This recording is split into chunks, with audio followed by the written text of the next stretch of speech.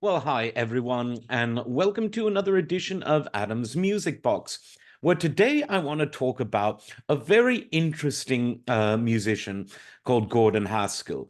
Now, Haskell was a singer-songwriter who didn't quite fit into the mold of folk music, didn't quite fit into the mold of a jazzy singer-songwriter like James Taylor was on some of his highly successful albums.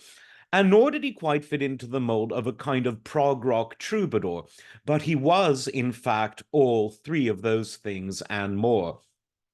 During his musical heyday in the late 60s and 70s, he produced two albums that I really, really recommend because I think they're two of his finest works. The first is called Sail My Boat, or Sail in My Boat, rather, from 1969, and then from pardon me, and then from 1971, the album It Is and It Isn't. Both of those albums did very little on the charts, but those who have first pressings of these rare albums, which are now available on streaming services everywhere, get a glimpse into a man that is contemplative, melancholic, has a deep, smoky, very enduring, and easy to listen to voice. And the musicians around him on those albums were really, really good. They were just unique albums, partly jazzy, partly sort of Baroque pop, if you will, partly prog rock, but just great singer songwriter based music. He then became quite famous for temporarily becoming a member of King Crimson. This was after the first lineup of the band broke up and Greg Lake, as their singer and bass player, left. And so Gordon Haskell came in to sing vocals on one song from the In the Wake of Poseidon album from 1970, which featured some of Greg's vocals, but he had left after the recording began to form Emerson, Lake and Palmer.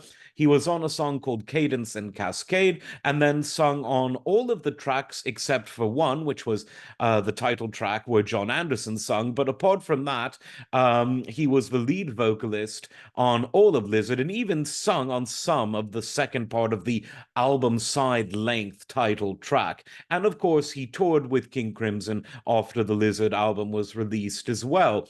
That lineup, though, didn't end up being very stable, which was kind of a theme in King Crimson between the classic original lineup and the Wetton and Bruford lineup that would come shortly thereafter. He continued sporadically releasing solo albums, all of which were quite good. His voice remained very distinct across all of his solo efforts, but he sold fewer and fewer and fewer albums.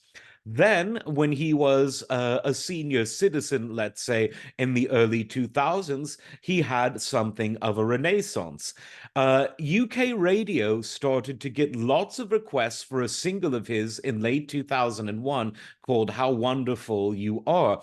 And this led to the release of the album Look Out, which was relatively successful. And then at the age, I think he must have been at that point in his 60s or very late 50s, but this was in 2002, Harry's Bar was released. And this album sold massively in the UK, was incredibly popular in Europe, didn't quite dent the US charts at the time, but it got some notoriety. And this album was it was just, you could say that it was a fluke because it isn't so much that Haskell changed his style. He went a bit more into the sort of jazz or even loungy style, and slightly away from sort of the rock singer-songwriter style of his 60s, 70s, and 80s albums. But it was classic Gordon Haskell. It wasn't as though he reinvented himself. He went back to basics according to the kind of style that he was always at home with. And Harry's Bar became a smash hit. Now, on the one hand, he was a bit surprised because he had really suffered financially and commercially for decades, but he kept trudging along and producing records. And yet, this sort of Indian summer of his career in the last 10 or 15 years or so of his life, he produced album after album that sold respectably and that won critical appraisal. And more importantly than that, it was very popular among audiences, and not just of people that were in his age group or demographic, but younger people were listening to the albums too. Now, what does this show? This shows that sticking with your guns, making music from the heart, going out there and playing it is something that can eventually win over audiences, no matter how old you are, no matter how much you refuse to change your style and adopt what the contemporary feel is. He didn't play what the kids were playing in 2001 and 2002, which would be a combination of either hip hop, danceable pop rock, think sort of the Britney Spears template, or at least in Europe, where rock was still somewhat popular, unlike in the US, where its fortunes had gone down, the sort of post alternative rock. He never did any of that. He kept on songwriting and singing in the way that he always had, using his voice and his interesting lyrics as a way of propelling himself forward. And it just goes to show that you should really never stop. No matter if you think your best days are behind you, if you think you achieved some fame but will never get back to that level. He became more famous and sold more records when he was an older gentleman than he did when he was young, or even when he did when he was on the verge of joining King Crimson, a very big band, which he was in, albeit very briefly. I would recommend listening to some of his original stuff from the 60s and 70s first, and then work your way through the Gordon Haskell catalog. And even though each album has its unique points, I think what's most remarkable is the consistency of it all.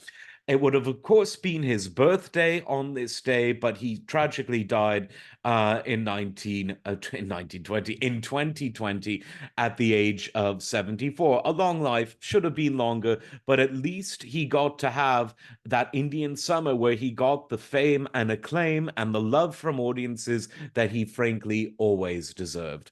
Thanks again. Like, subscribe. We'll see you next time. Take care.